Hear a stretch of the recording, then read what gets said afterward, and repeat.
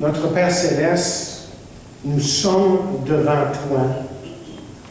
Nous sommes devant ta parole et nous venons à toi humblement. Parce que nous savons que tu veux encore une fois parler à nos cœurs. Tu nous as parlé à travers les chants, à travers le témoignage.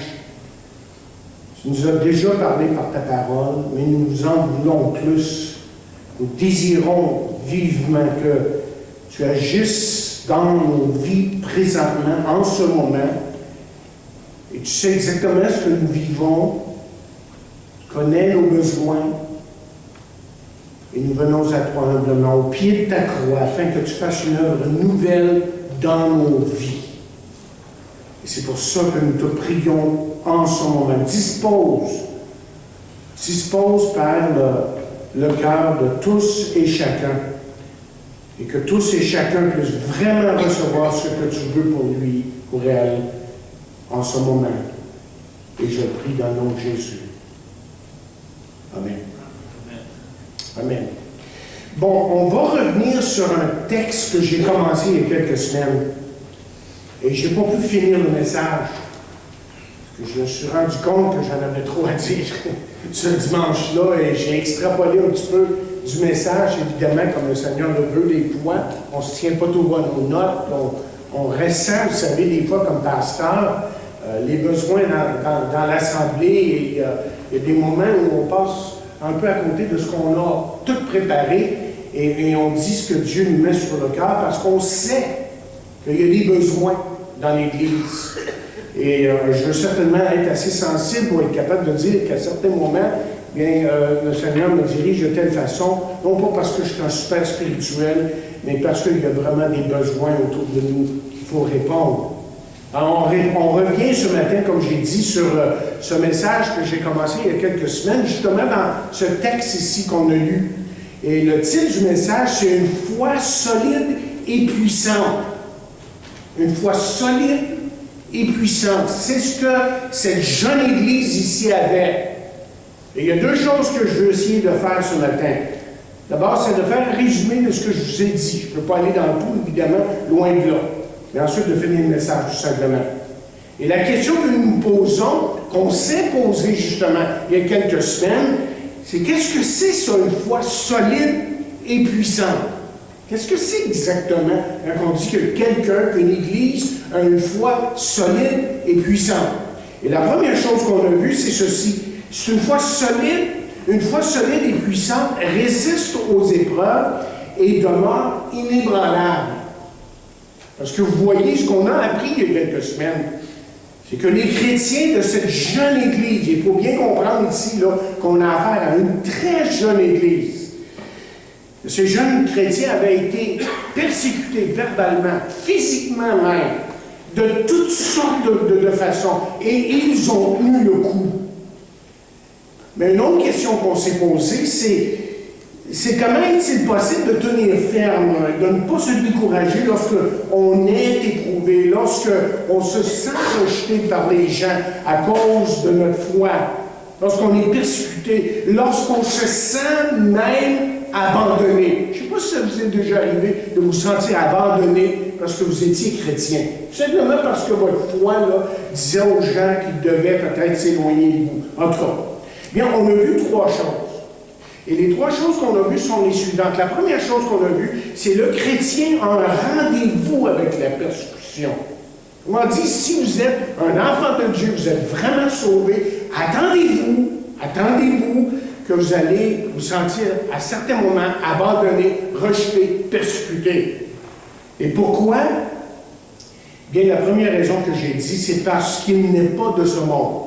Et ça revient souvent dans la parole de Dieu. Hein, Jésus nous en parle, Paul nous en parle. On n'est pas de ce monde, on n'est pas de la même mentalité que ce monde. Et on a juste à lire un journal comme celui de ce matin, et tout de suite, là, il y a des antennes qui nous sautent aux yeux, et tout de suite, on dit non, c'est pas ça, c'est pas ça. On n'est pas de ce monde. OK? La deuxième chose, c'est parce que, pourquoi est-ce qu'on est persécuté? C'est parce qu'on est mort au péché. C'est qu'on ne devrait pas répondre aux impulsions du péché qui est en nous à certains moments. Et lorsqu'on marche avec Dieu, vous voyez, on met en évidence parfois le péché des autres. Ça, les gens n'aiment pas toujours ça. Troisièmement, j'ai dit, c'est parce que le monde ne connaît pas Dieu ni Jésus-Christ, que même leur conception de Dieu et de Jésus est différente de celle du chrétien. Okay? Donc, on parle de Dieu, on parle de Jésus, et on sait que si on est vraiment basé sur la parole de Dieu, que mon Jésus avec qui je marche et que je connais, c'est un Jésus que je veux adorer, que je veux honorer et que je veux glorifier de tout mon cœur. Qu'est-ce qu'on peut dire de la persécution en plus? C'est que le chrétien doit savoir que la tentation de se laisser abattre par la persécution vient du tentateur, Satan lui-même. Et j'ai mis l'emphase sur ça il y a quelques semaines. J'avais dit que vous pouvez être sûr que si vous êtes tenté, que vous vous sentez abandonné, rejeté, persécuté, vous pouvez être sûr que Satan est derrière ça. Parce que c'est ça qu'il veut faire. Il veut, en fin de compte, vous détruire s'il le pouvait.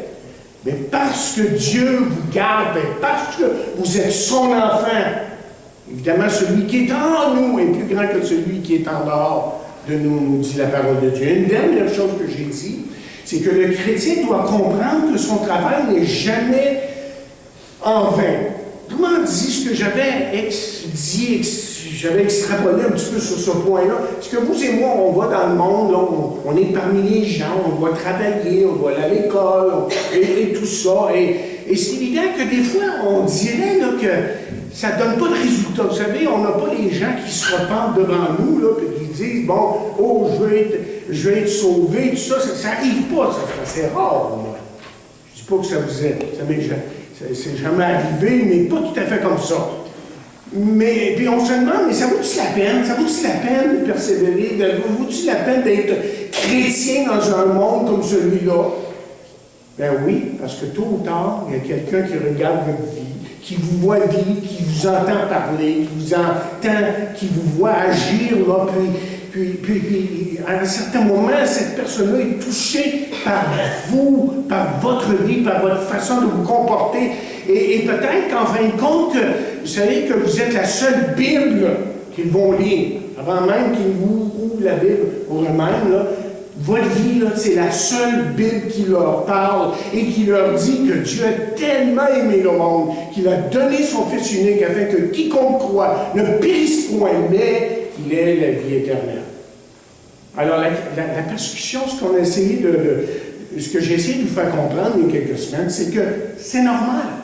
Si vraiment vous êtes son disciple, si vous êtes un disciple de Jésus-Christ, vous allez, à certains moments, vous sentir rejeté. Mais la deuxième chose que je veux dire à propos de cette foi puissante et solide, c'est qu'une foi solide et puissante donne un excellent témoignage. Et vous vous rappelez, là, je vous ai parlé de Timothée. Timothée est allé à cette jeune église. Paul était inquiet, super inquiet. Qu'est-ce qui leur arrive? Ils sont persécutés. Sûrement qu'ils vont tout lâcher. Timothée est allé. C'est pas ça qu'il a trouvé du tout, hein? Non, leur foi était tellement vivante même. Ce qui a surpris Paul, c'est que leur foi était tellement vivante que leur foi explosait partout dans la ville. Littéralement. Leur zèle était contagieux. Et ces jeunes chrétiens ici n'avaient absolument rien abandonné, mais chaque jour, ils étudiaient la parole de Dieu, ils priaient ensemble, ils adoraient, ils persévéraient, et Dieu leur donnait de grandes victoires. Amen. Parce qu'ils l'ont reconnu comme leur Sauveur et Seigneur. OK, là, je rentre dans les points pour aujourd'hui.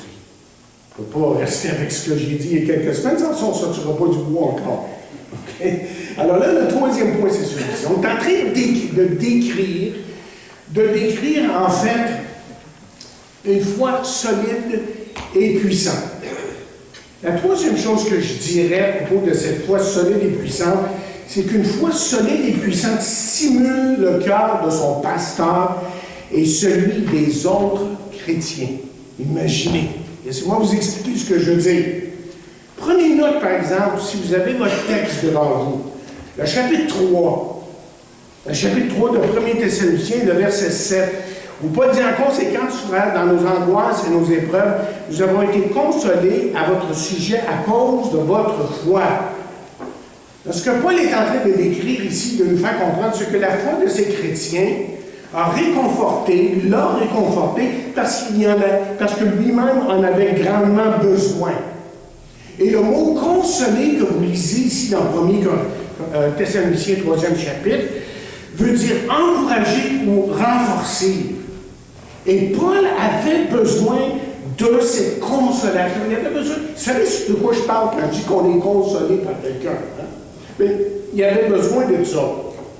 Le problème n'était pas les jeunes chrétiens ici de Thessalonique, parce que, comme j'ai dit tantôt, quand Timothée est allé à cette église, il a ramené des bonnes nouvelles. Hein? Mais il y a deux mots ici qui semblent nous donner un indice de ce qui se passait dans la vie de Paul. Et pourquoi il avait besoin d'être consolé? Si vous suivez encore dans le texte, là, il parle à un moment donné d'angoisse et d'épreuve. Il y a d'autres versions qui vont nous parler de calamité, tribulation, c'est une autre façon de traduire. Et il semble que dans le grec, parce que vous savez très bien, je vous l'ai déjà dit, que la Bible n'a pas été écrite en français, okay? Ni en anglais, ni en espagnol. Non, la Bible essentiellement a été écrite en hébreu et en grec, un peu d'araméen, tout le reste. Mais les mots là, sont importants, parce que là, on découvre que parfois, lorsqu'on regarde le contexte, que je fais des fouilles là, de pouvoir le vrai sens des mots, je découvre que les mots sont très forts.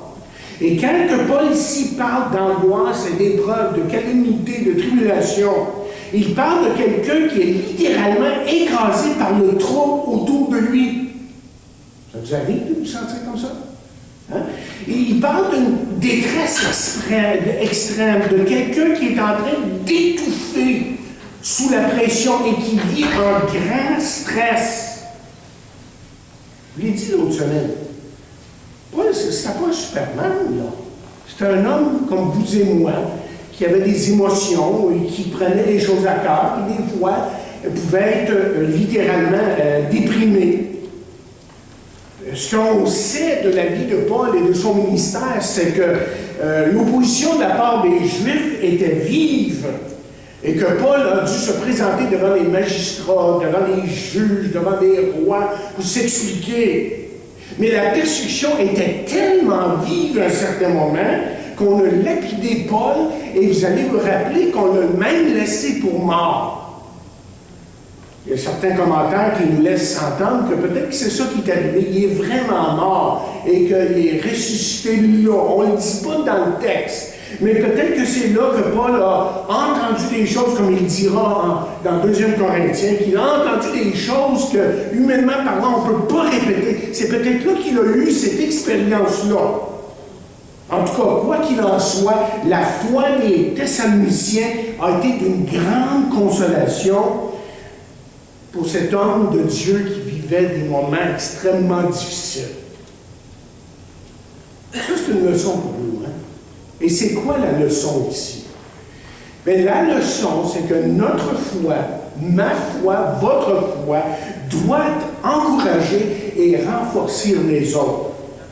Et c'est pour ça que c'est tellement important pour vous et moi de grandir de jour en jour, parce que chaque jour, parce que tôt ou tard, cette foi que vous avez peut toucher la vie de quelqu'un qui en a grandement besoin et qui, justement, est découragé, est peiné, est triste pour toutes sortes de raisons. Paul a dit ceci à un moment donné, il dit « Je vous ai montré de toute manière que c'est en travaillant ici qu'il faut soutenir les faibles et se rappeler les paroles du Seigneur qui a dit lui-même, il n'y a plus de bonheur à donner qu'à recevoir. » Autrement dit, dans la vie chrétienne, on n'est pas juste appelé à recevoir des autres, mais à donner. Et c'est pas juste question de donner notre argent, là, mais de nous donner nous-mêmes aux autres et de partager cette foi que Dieu nous a donnée pour que les autres autour de nous, ça peut être notre mari, ça peut être notre meilleur ami, ça peut être notre femme, ça peut être nos amis, en tout cas, ça peut être qui que vous voulez, là, mais quelqu'un qui a vraiment besoin d'être encouragé, et c'est peut-être par vous que Dieu veut agir. Mais la deuxième chose que j'ai remarquée à propos de la foi de ces jeunes chrétiens ici à Thessaloniciens, c'est que pour Paul, là, leur foi a renouvelé son désir de servir Dieu. Et on le voit là au verset 8. Je l'ai dit, Paul a passé par des moments de découragement. Je dis ça, je me répète ici, mais on pense à quelqu'un comme Paul ou à d'autres grands hommes de Dieu, puis on pense qu'ils sont toujours dans la victoire. C'est toujours, c'est facile. Eux autres, ils prêchent, puis ah ouais, donc ça va par là. Puis ils n'ont jamais de problème. C'est pas vrai.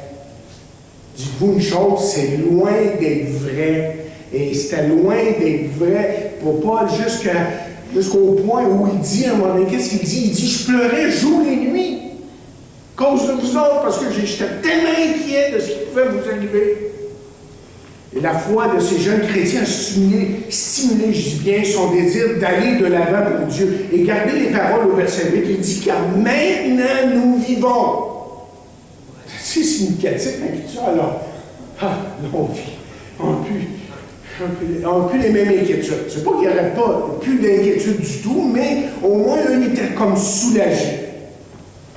Et souvenons-nous que ces jeunes chrétiens étaient persécutés et que la persécution allait en augmentant. Ça n'allait pas diminuer. Là. Et si parfois Paul se sentait découragé et à bout de souffle, et ces jeunes chrétiens ici l'ont fait comme revivre. Hey, wow! Hey, là, je suis prêt à continuer parce que je vois quelque chose qui se passe. Là. Et Paul savait plus que jamais, surtout, que sa mission n'était pas terminée. Vous savez, j'ai été surintendant, ça fait longtemps que j'étais au ministère, quand même, une quarantaine d'années. Et j'ai été à un moment donné dirigeant, surintendant de plusieurs églises en même temps. C'est-à-dire que j'étais comme des CEO. J'étais comme en charge des églises, de voir que ça marchait bien. Et là, je me rappelle à certains moments, j'ai rencontré des pasteurs qui étaient découragés. Et il y avait beau à prêcher, il y avait beau à exhorter, il y avait beau à les visiter. Puis tout ce qu'ils ressentaient, c'est comme une certaine apathie de la part des gens. Et la plus grande excuse qu'on lui donnait, c'est « je suis trop occupé ». Donc personne ne faisait rien. Trop occupé. C'est toujours une raison. À d'autres moments, j'allais voir d'autres pasteurs. Il m'arrivait de rencontrer un pasteur qui me témoignait d'un nouveau zèle dans son assemblée, qui s'était emparé de son assemblée. Puis tout était comme nouveau, parce que les gens se donnaient à Dieu. Laissez-moi vous poser une question, que j'arrive à la fin. Laissez-moi vous poser la question. Êtes-vous satisfait de l'état spirituel de votre Église? Pour vous là, qui êtes là régulièrement, êtes-vous satisfait de l'état spirituel de votre Église? Ou peut-être que je devrais être plus personnel et dire, êtes-vous satisfait de votre marche avec Dieu et de votre implication dans votre Église locale? Parce que vous voyez, pour que les choses se passent, pour que les choses, on pourrait dire même, explosent, peut-être que Dieu attend après vous. C'est peut-être vous là, qui devez vous lever et commencer à agir. Ne pas toujours être en train d'attendre après le pasteur ou un autre là, pour agir, mais que c'est vous qui aujourd'hui devez vous lever et agir. Donc si chacun de nous, là, on se met à agir et qu'on se met justement à imiter ici cette église de Thessalonique, je peux vous dire une chose, qu'on va avoir une nouvelle Église. Et déjà, je sais que Dieu est en train d'agir ici. On est une nouvelle Église. Ça fait pas longtemps qu'on existe, mais je sais que Dieu va faire de grandes choses parmi nous. J'ai vraiment, comme Paul dira, j'ai cette confiance que Dieu va agir. Mais il y a une troisième chose que ça a fait pour Paul, la foi des Thessaloniciens, de ces jeunes chrétiens. Ça lui a donné beaucoup de joie. Regardez le verset 9 qui en parle. Au milieu de la persécution, Paul a été rempli de joie. Et vous savez, la joie hein, intérieure, lorsqu'on l'a vraiment, mais ça se communique, ça. Hein? La joie et l'enthousiasme des Thessaloniciens a comme donné un second souffle à Paul. Et c'est pour ça qu'il ne pouvait pas faire autrement, comme il dit au verset 9, là, que d'être dans la joie. Il dit, pour toute la joie que nous éprouvons à cause de vous devant notre Dieu. Il n'a pas pu faire autrement que de se réjouir. Et justement, il y a un verset dans le psaume 126, verset 2, qui dit « Alors notre bouche était remplie de cris et de joie, et notre langue des chants d'allégresse. Alors on disait parmi les nations, l'Éternel a fait pour eux de grandes choses. » Et c'est ça que Paul a reconnu dans cette jeune Église, que Dieu était en train de faire de grandes choses. Une quatrième chose, c'est que la foi de ces chrétiens a stimulé Paul, à prier davantage. Et Paul, comme il le dit dans notre texte, nuit et jour, nous le prions. Paul priait pour ces jeunes chrétiens et surtout, il voulait que Dieu leur fasse comprendre que malgré les épreuves et malgré la persécution et malgré l'abandon et tout ça, que les dividendes étaient incalculables.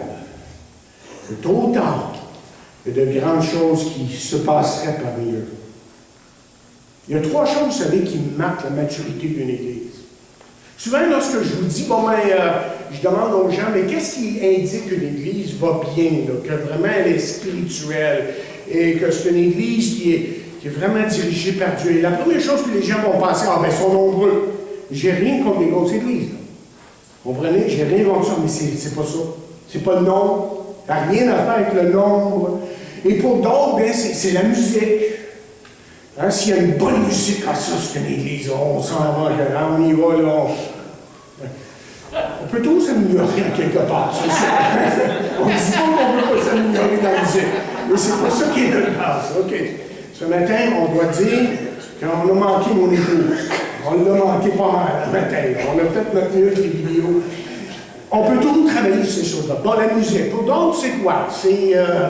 C'est l'organisation dans l'Église, vous savez, c'est bien organisé, puis il y a beaucoup d'activités. Ça, c'est une Église qui est mature. Eux autres, ça marche. Eux autres, ça marche. Tournez avec moi dans le 1er Thessaloniciens, puis je vais vous indiquer les trois choses qui marquent la maturité de l'Église. Et monsieur, je pense que les gens sont en train de lire des livres de M. Getz, a écrit un livre sur la mesure d'une Église. Et les trois choses qui déterminent la maturité d'une Église, ça n'a rien à faire avec le nombre, la manière que l'Église est organisée, s'il y a beaucoup d'activités, si même il y a beaucoup d'argent. C'est même pas ça. Écoutez ce qu'il dit au verset 3 du chapitre 1 de 1er Thessaloniciens. Il dit, nous rappelant sans cesse l'œuvre de votre foi, le travail de votre amour, et la fermeté de votre espérance en notre Seigneur Jésus-Christ devant Dieu notre Père. Les trois choses qui indiquent qu'une Église est vraiment mature, c'est la foi, c'est l'amour, c'est l'espérance. Et comment elle vit ces choses-là? Comment est-ce qu'on grandit dans sa foi? En étudiant la parole. C'est pour ça qu'on a l'école du dimanche. On essaie de partir de l'école du dimanche pour les adultes pour que vous puissiez là, vraiment rentrer dans la parole de Dieu, connaître la parole de Dieu et être tellement transformé par la parole de Dieu, wow, que votre foi va justement exploser comme celle des Thessaloniciens. Et bientôt, mercredi s'en vient, là, ça va faire moins froid, là, on va commencer nos études le mercredi en bas. Et là, on veut encore une fois plonger nos regards dans la parole de Dieu, étudier la Bible et dire, Dieu, qu'est-ce que tu as à nous dire, qu'est-ce que tu as à nous enseigner, et que tu as à nous enseigner pour que nous puissions vraiment d'abord apprendre à te connaître et aussi pour connaître ta volonté. Comment est-ce qu'on grandit dans la foi en étudiant la parole? Okay, la deuxième chose qu'on pourrait se poser comme question, c'est comment est-ce qu'on grandit, comment est-ce qu'on réussit à persévérer, là? Comment est-ce qu'on passe à travers les moments difficiles? C'est en obéissant à la parole. Il ne faut pas juste la lire et l'étudier, il faut agir maintenant, il faut l'appliquer dans nos vies. Et troisièmement, comment grandir dans son amour? Hein? Comment concrètement, est-ce que je peux grandir dans mon amour pour Dieu et pour mes frères et sœurs, pour les gens autour de moi? Deux choses. D'abord, quand Dieu vous montre que vous avez péché, que vous l'avez offensé, Vous êtes responsable de lui confesser. Le mot confesser dans la Bible veut dire être en accord avec Dieu. Si nous lui confessons nos péchés, il est fidèle et juste pour nous les pardonner. Si on dit, Seigneur, tu me l'as montré, j'admets, j'ai été fautif, j'ai péché, et je te demande pardon. Et vous savez, Dieu s'occupe du reste. Il nous transforme, et il nous change, et il nous emmène à un plus grand amour pour lui. Et ensuite, écoutez ce qui arrive. Quand on apprend à se pardonner les uns les autres, là, on grandit dans notre amour pour nos frères et sœurs. Parce que ça ne sera jamais parfait. Nos relations ne seront jamais parfaites. Essayez pas de trouver la perfection sur la terre. Si vous avez une relation avec quelqu'un, si vous avez une relation avec des gens dans une église locale, à un moment donné, ça va frotter. Et c'est là qu'il faut se pardonner. Si on ne se pardonne pas, oubliez ça, là, ça ne marchera pas. Et c'est justement ce que Satan veut, c'est de nous détruire par nos conflits, on appelle ça nos conflits de personnalité. En réalité, il faudrait tout simplement se pardonner. Tout simple que ça. Écoutez, chacune des choses que je vous ai demandé, que je vous ai énumérées ici, là, étudier la parole, obéir à la parole et confesser nos fautes là, réciproquement, ça demande des efforts. Ça demande des efforts. Je prends conscience là, que j'ai besoin d'étudier la parole, que j'ai besoin de pardonner, que j'ai besoin d'obéir. Et les chrétiens, dans cette jeune église ici à Thessalonique, là, il y a 2000 ans de ça, c'est loin, mais c'est un modèle pour nous. Mais ils l'ont fait, ça. Vous savez ce qui est arrivé? C'est que cette église-là a explosé. Littéralement, là, tout le monde parlait de leur foi, tout le monde était là. Mais hey, est-ce que tu as entendu dire ce qui se passait à Thessalonique? Ils avaient vraiment une foi solide et puissant. Alors, on a un modèle ici. Ce que j'ai essayé de faire, depuis que l'autre semaine, quand j'ai commencé ce message, mon idée derrière ce message, c'était de vous donner un modèle. Voici un modèle d'une église qui est vivante, qui va de l'avant. Et ça n'a rien à faire avec sa musique, bien qu'on aime la bonne musique. Hein? Ça n'a rien à faire avec sa façon de s'organiser. Et tout le reste. Mais s'il y a la foi, et s'il y a l'amour, et s'il y a l'espérance, la persévérance, bien là, Dieu va bénir. Mais écoutez, c'est bien beau de parler d'une Église qui est solide et puissante. Mais il faut d'abord commencer par le commencement. Et je vous demande cette question. Connaissez-vous Jésus-Christ comme votre Sauveur et Seigneur? Est-ce que vous lui avez fait confiance en tant que Sauveur, en tant que Seigneur dans votre vie? Si vous voulez de cet amour dont j'ai parlé ce matin, de la paix de Dieu, si vous voulez le pardon de Dieu, vous pouvez recevoir tout ça et plus en venant à Jésus. Et c'est pour ça que la parole de Dieu nous dit ceci, mais à tous ceux, dit-elle, qui l'ont reçu, à ceux qui croient en son nom, elle a donné le pouvoir de devenir enfant de Dieu. Mais il y a un autre commencement. Et là, je parle aux chrétiens. Je parle à ceux qui sont là et puis qui veulent vraiment avancer. Et moi, je vous poserai tout simplement cette question. Êtes-vous en amour avec Jésus-Christ? Et est-ce que la grâce de Dieu coule dans votre vie? Mais si c'est le cas, pourquoi cette rancune contre votre prochain? Pourquoi cette retenue de votre amour pour telle et telle personne? Et ça, vous le savez, en vous et cette personne-là, pas moi. Là.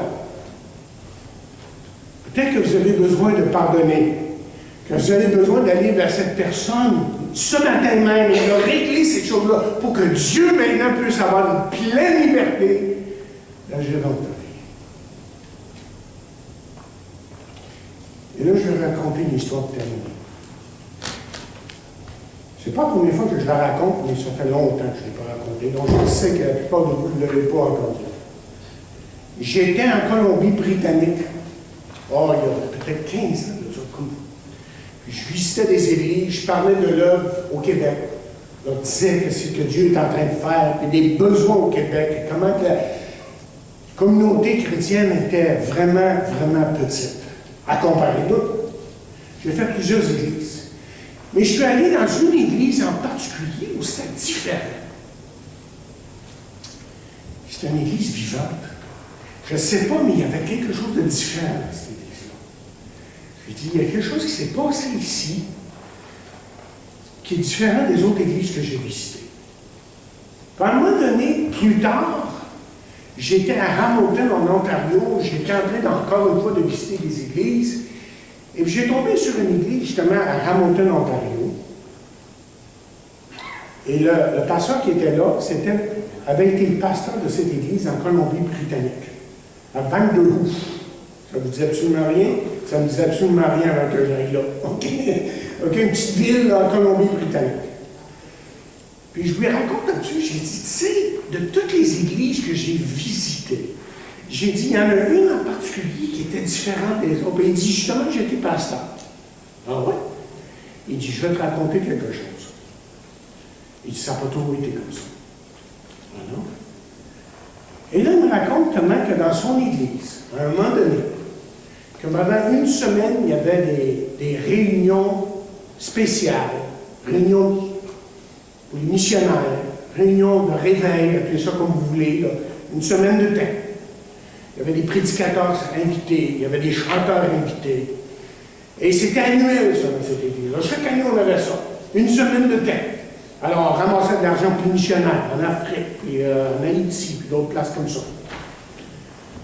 Et puis, normalement, c'est une semaine aussi où il y a vraiment un engagement qui est demandé de la part des chrétiens. Dans le sens, pas juste d'argent, mais de leur vie. C'est une semaine où on dit, hey, c'est le temps de se réveiller. Si on peut résumer un peu la pensée qu'on essaie de communiquer dans cette église-là, ou dans ces moments-là. C'est le temps de vraiment se mettre droit devant le Seigneur, et d'agir pour lui, puis de laisser Dieu agir à travers nous dans cette église. Alors, pendant une semaine, chaque soir, il y avait comme un appel. Il y avait un appel, justement, et pas une personne qui avançait. Là, le pasteur était un peu déçu. Premier soir, deuxième soir, troisième soir, quatrième soir, là, il se demandait, mais qu'est-ce qui se passe? Qu'est-ce qui se passe? Il n'y a pas personne qui avance, il n'y a pas personne qui veut reconsacrer sa vie à Dieu, mais qu'est-ce qui se passe? Il arrive à la 5e soirée, je pense que la 6e, ça a commencé mardi, quelque chose comme ça, les réunions spéciales jusqu'à dimanche. Il arrive à la dernière réunion, et puis il y a un prédicateur spécial qui monte un peu le ton, qui prêche, et qui essaie d'emmener les gens à vraiment se confesser devant Dieu, à vraiment se donner à Dieu. Là, on est en train de chanter un dernier chant. Vers la dernière strophe, le pasteur et le prédicateur invité étaient là en train d'inviter les gens à avancer, donner leur vie à Dieu, se reconsacrer. Il n'y a pas un chat qui se lève. Arrive la dernière strophe, dernier refrain, il n'y a pas personne qui se lève. Je ne sais pas, mais le pasteur était pas mal découragé. Il dit, mais alors, qu'est-ce qui se passe? Il n'y a rien qui se passe dans l'Église. Il n'y a plus personne qui veut se donner à Dieu. Puis en chantant le dernier refrain, il y a une personne qui se lève. Il dit, pasteur, j'ai besoin de parler. Il dit, pasteur, durant toute l'année, je vais vous dire une chose. J'ai combattu contre vous. J'ai essayé de détruire votre ministère par mes paroles, par mes propos à d'autres. Puis je vais vous demander pardon. Là, toute l'atmosphère a changé dans l'Église. Et tout d'un coup, c'est un autre qui se lève. À peu près la même affaire, pasteur, je vous demande pardon parce que, tu sais, j'ai bavassé, j'ai parlé, j'ai trop parlé, j'ai accusé. Un autre se lève. Là, il se tourne vers un frère et il dit, frère, je t'ai haï pas mal longtemps. Là, je te demande pardon. Parce que je sais que c'est pas de Dieu. Et là, un après l'autre, se demandait pardon. À un moment donné, le pasteur a dit, il va falloir terminer la réunion et tout. Alors, on chante un dernier refrain et puis on invite ceux qui avaient parlé de venir dans la chambre de prière, pas loin.